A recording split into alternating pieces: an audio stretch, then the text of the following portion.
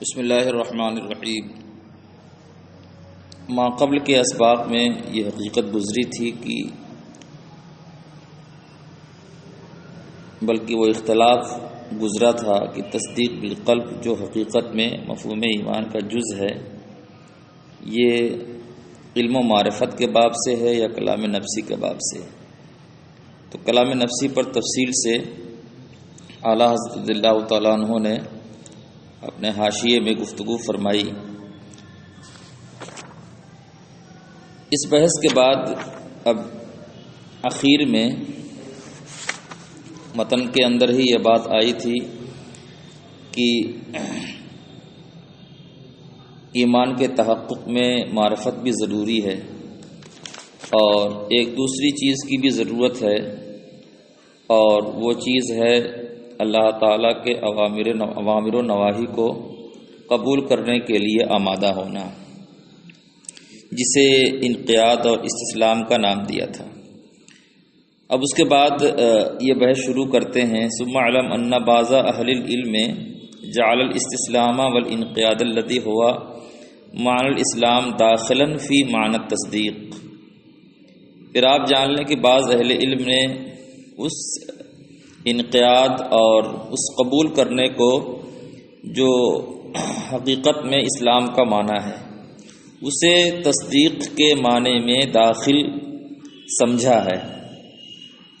یعنی استسلام اور انقیاد جو حقیقت میں اسلام کے اندر یہ معنی موجود ہے اور اسلام کا یہی معنی ہے، اس معنی کو تصدیق کے معنی میں داخل سمجھا ہے۔ جب تصدیق کے معنی میں اسے داخل قرار دیا ہے، فمفہوم الاسلام جزء من مفہوم الایمان، اس لحاظ سے اسلام کا مفہوم ایمان کے مفہوم کا ایک جز ہوا۔ وَأَطْلَقَ بَعْضُهُمْ اسم المرادف، اور بعض لوگوں نے اسم مرادف کا اطلاق کیا ہے کہ انقیاد اور ایمان یا اسلام اور ایمان دونوں کا ایک مفہوم ہے۔ تو گویا کہ یہ اختلاف ہے اہل علم کا۔ بعض اہل علم اسلام کو ایمان کے مفہوم کا ایک جز سمجھتے ہیں اور بعض لوگ دونوں میں ترادف کے قائل ہیں۔ مصنف معتقد کا نقطہ نظر بڑا واضح ہے اور اس وضاحت کے لیے انہوں نے فرمایا ہے وَالْأَظْهَرُ أَنَّهُمَا مُتَلَازِمَ الْمَفْهُومِ۔ زیادہ ظاہر یہ ہے کہ یہ مفہوم کے اعتبار سے اسلام اور ایمان میں تلازم کا رشتہ ہے، یعنی مفہوماً حقیقت تو دونوں کی ایک ہے، لیکن مفہوم کے اعتبار سے حقیقت تو دونوں کی الگ الگ ہے، لیکن مفہوم کے اعتبار سے دونوں میں لزوم ہے۔ تو اب فرماتے ہیں فلا یکون ایمان فی الخارج معتبر شرعا بلا اسلام، لہذا وہ ایمان جو خارج میں شرعاً معتبر ہے وہ بغیر اسلام کے نہیں ہوگا۔ ولا اسلام معتبر شرعاً بلا ایمان، اور ایسے ہی وہ اسلام جو شرعاً معتبر ہے وہ بغیر ایمان کے نہیں پایا جائے گا۔ جب دونوں میں تلازم ہے تو جہاں ایمان ہوگا وہاں اسلام ہوگا۔ تو خارج میں شرعی طور پر جس ایمان کا اعتبار ہے وہ بغیر اسلام کے نہیں پایا جائے گا، اور اسی طرح جو اسلام شرعاً معتبر ہے وہ بغیر ایمان کے نہیں ہوگا۔ اب اس کے بعد پھر ایک دوسری بحث شروع کرتے ہیں۔ وَأَنَّ التَّصْدِيقَ قَوْلُ النَّفْسِ نَاشٍ عَنِ الْمَعْرَفَةِ، کہ تصدیق قول نفس کو کہتے ہیں، اور یہ قول نفس معرفت سے نمو پذیر ہوا ہے اور معرفت کے علاوہ ہے، یعنی پہلے کسی چیز کی سے شناسائی ہو اور پھر اس کے بعد اس کی تصدیق کی جائے، تو تصدیق یہ قول نفس ہے، اور معرفت کے بعد کا مرحلہ ہے۔ پہلے کسی چیز کی معرفت حاصل ہوتی ہے اور پھر اس کے بعد انسان کا دل اس چیز کی تصدیق پر آمادہ ہوتا ہے۔ تو یہ بڑا واضح ہے کہ تصدیق اور معرفت دونوں میں غیریت ہے۔ فَيَكُونُ كُلٌّ مِّنَ الْإِنْقِيَادِ وَالْمَعْرِفَةِ، انقیاد اور معرفت میں سے ہر ایک خارجم من لقط تصدیق لغتاً، لغتاً متعلق تصدیق سے خارج ہے، یعنی انقیاد اور معرفت اور تصدیق یہ تینوں چیزیں بالکل الگ الگ ہیں۔ انقیاد اور معرفت ایک الگ چیز ہے، یعنی کسی چیز کی شناسائی اور پھر اس کے بعد اسے قبول کرنا، اور لغتاً تصدیق کا جو معنی ہے یہ معنی بالکلیہ اس معنی سے الگ ہے، اگرچہ انقیاد اور معرفت دونوں کا شرعی اعتبار سے ایمان میں ثابت رہنا ضروری ہے، مع ثبوت اعتبارہما شرعاً فی الایمان، باوجود کہ ان دونوں کا شرعی طور پر ایمان میں معتبر ہونا ثابت ہے، یعنی انقیاد اور معرفت یہ تصدیق کے لیے ضروری ہے، لیکن مفہوم کے اعتبار سے، مفہوم لغوی کے اعتبار سے معرفت یقیناً تصدیق سے الگ ایک چیز ہے، اسی طرح انقیاد بھی تصدیق سے ایک الگ چیز ہے۔ اب ایک بحث شروع کرتے ہیں، بلکہ اسی بحث کا تتمہ ہے۔ اما علی انہما جزءان لمفہومہ شرعاً، رہی یہ بات کہ انقیاد اور معرفت یہ دونوں چیزیں شرعاً ایمان کے مفہوم کا جز ہیں یا اس کے او شرطان لاعتبارہ شرعاً، شرعاً ایمان کے معتبر ہونے کے لیے یہ دونوں چیزیں شرط ہیں۔ حقیقت کے اعتبار سے تو انقیاد اور معرفت یہ تصدیق لغوی کے متعلق سے خارج ہے، لیکن شرعاً ان کا اعتبار ہے ان دونوں کا۔ تو اب اعتبار ہے تو کیا اعتبار ہونا صرف اسی صورت میں ہو سکتا ہے کہ انہیں مفہوم ایمان کا جز قرار دیا جائے یا اور کوئی صورت ہے؟ تو مصنف نے یہاں دو صورت نکالی ہے، ایک صورت تو یہ ہے کہ وہ مفہوم ایمان کا جز ہوں، دوسری صورت یہ ہے کہ وہ ایمان کے معتبر ہونے کے لیے شرط ہوں۔ جب شرط ہوں گے فلا یعتبر شرعاً بدونہما، لہذا ایمان شرعی کا اعتبار ان دونوں کے بغیر نہیں ہو سکتا۔ وہذا هو الاوجہ، اور یہ زیادہ واضح بات ہے۔ اور اگر ایمان ان دونوں کے بغیر متحقق نہیں ہوتا تو اس کے لیے یہ لازم نہیں ہے کہ وہ ان کا جز ہی ہو تبھی ایسا ہو، بلکہ شرط ماننے کی صورت میں بھی یہی ہوگا کہ ایمان کا تحقق ان کے بغیر نہیں ہوگا۔ اس کو بیان فرماتے ہیں وَعَدْمُ تَحَقُّقُ الْإِيمَانِ بِدُونِهِمَا لَا يَسْتَلْزِمُ جُزْئِيَّتَهُمَا لِمَفْهُومِ الْإِيمَانِ شَرْعًا، اور ان دونوں کے بغیر ایمان کا متحقق نہ ہونا اس بات کو مستلزم نہیں ہے کہ شرعاً وہ مفہوم ایمان کا یہ دونوں جز ہیں، یعنی انقیاد اور معرفت، لجواز شرطیت شرعیہ، کیونکہ یہاں قضیہ شرطیہ شرعیہ کا جواز موجود ہے، اور جواز وہی ہے کہ یہ ایمان کے شرعاً معتبر ہونے کے لیے یہ دونوں چیزیں شرط ہیں، شرط قرار دی جائیں گی تو بھی ایمان کا تحقق ان کے بغیر نہیں ہو سکتا۔ فظہر ثبوت التصدیق لغتاً بدونہما، لہذا تصدیق لغوی کا ثبوت ان دونوں کے بغیر ظاہر ہوا، جیسا کہ اوپر کی بحث میں یہ گزرا کہ تصدیق لغوی ایک الگ چیز ہے اور انقیاد اور معرفت ایک الگ چیز ہے۔ لہذا ایسا ہو سکتا ہے کہ انقیاد اور معرفت پائی جائے اور تصدیق لغوی نہ پائی جائے، اور ایسا بھی ہو سکتا ہے کہ تصدیق لغوی پائی جائے اور انقیاد اور معرفت نہ پایا جائے۔ لہذا تصدیق لغوی کا ثبوت ہو سکتا ہے ان دونوں کے بغیر۔ فیثبت مع الکفر الذی ہوا ضد الایمان، تو لغتاً تصدیق لغوی کا ثبوت ان دونوں کے بغیر ہو سکتا ہے، لہذا تصدیق لغوی ثابت ہو سکتا ہے اس کفر کے ساتھ جو ایمان کا ضد ہے،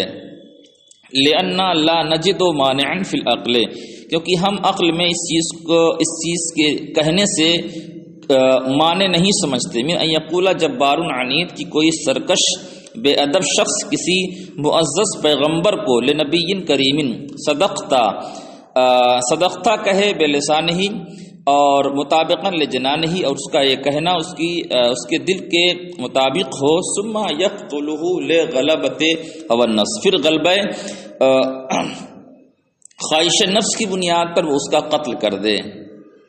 تو یہاں اس نے تصدیق لغوی پائی گئی۔ تصدیق لغوی اس اعتبار سے پائی گئی کہ اس نے زبان سے جو کہا اس کا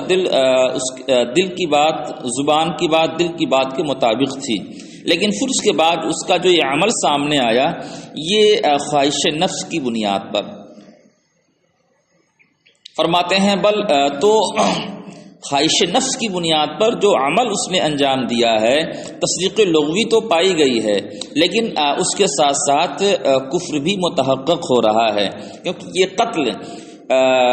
اس بات کی طرف لے جا رہا ہے کہ وہ ان انبیاء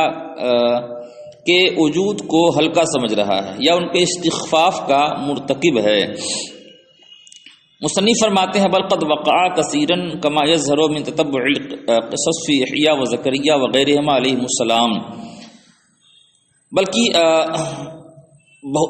بہت سی جگہوں پر یہ واقع بھی ہے، جیسا کہ حضرت زکریا حضرت یحییٰ علیہ السلام کے واقعات کی تلاش سے ظاہر ہوتا ہے۔ فلا یکون وجود نحو ھذا الفعل، اس لہذا دالا علی انتفاء تصدیق من القلب، لہذا اس جیسے فعل کا وجود یہ تصدیق لغوی کے انتفاع پر دلالت نہیں کرتا۔ یعنی اگر کسی نے خواہش نفس کی بنیاد پر کسی پیغمبر کو قتل کیا ہے تو وہ اس بنیاد پر نہیں کہ وہ تصدیق لغوی سے تہی دامن تھا یا تصدیق لغوی وہاں منتفی ہوئی تھی، تصدیق لغوی پائی جا رہی ہے اور اس جیسے فعل کا وجود بھی ہو رہا ہے، لہذا اس جیسے فعل کا وجود یہ تصدیق لغوی کے انتفاع پر دلالت نہیں کرتا، جیسا کہ استاد ابو القاسم اسفرائینی نے یہ سمجھا ہے، بلکہ وہ کس بات پر دلالت کرتا ہے؟ بل علی عدم اعتبارہ منجیا لہ شرعا، بلکہ وہ اس تصدیق کے شرعاً نجات یافتہ نہ ہونے پر دلالت کرتا ہے۔ یعنی اب اگر ایسی تصدیق لغوی کی جس کے ساتھ یہ فعل پایا گیا ہے، اب یہ تصدیق لغوی اس کے لیے نجات دہندہ نہیں ہو پائے گی۔ تصدیق لغوی پائی تو گئی ہے لیکن شرعاً یہ تصدیق لغوی اس کے لیے نجات دہندہ نہیں ہو پائے گی۔ اب اس کے بعد فرماتے ہیں ولی اعتباری تعظیم، اور اس تعظیم کے معتبر ہونے کی وجہ سے جو استخفاف کے منافی ہے۔ کفر الحنفیۃ بالفاظ کثیرہ، بہت سے الفاظ کی بنیاد پر وافعال اور ایسے افعال کی بنیاد پر جو تصدر من